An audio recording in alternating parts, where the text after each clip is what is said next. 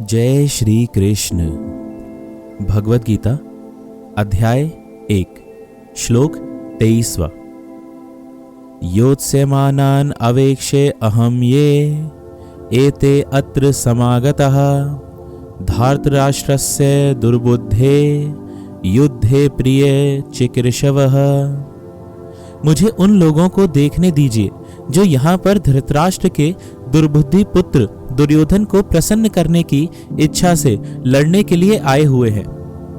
यह सर्वविदित था कि दुर्योधन अपने पिता धृतराष्ट्र की साठगांठ से पापपूर्ण योजनाएं बनाकर पांडवों के राज्य को हड़पना चाहता था।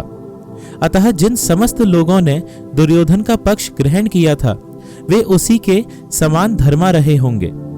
अर्जुन युद्ध प्रारंभ होने के पूर्व यह तो जान ही लेना चाहता था कि कौन कौन से लोग आए हुए हैं, किंतु उनके समक्ष समझौता का प्रस्ताव रखने की उसकी कोई योजना नहीं थी।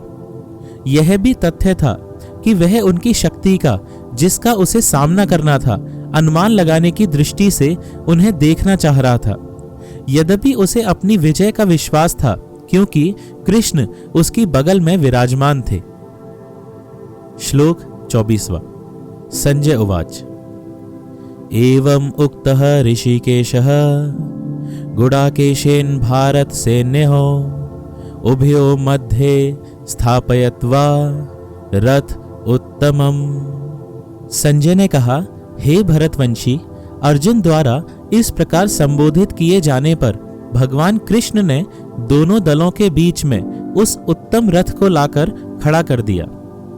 तात्पर्य: इस श्लोक में अर्जुन को गुडाकेश कहा गया है।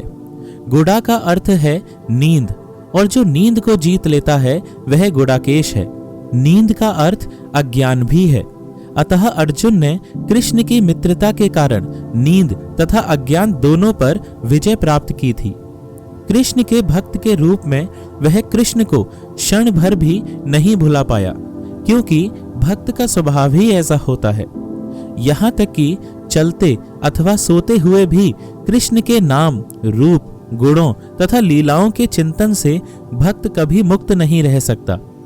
अतः कृष्ण का भक्त उनका निरंतर चिंतन करते हुए नींद तथा अज्ञान दोनों को जीत सकता है। इसी को कृष्ण भावनामृत या समाधि कहते हैं।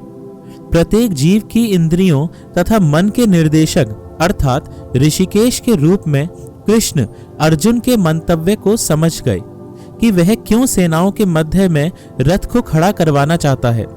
अतः उन्होंने वैसा ही किया और फिर वे इस प्रकार बोले, जय श्री कृष्ण।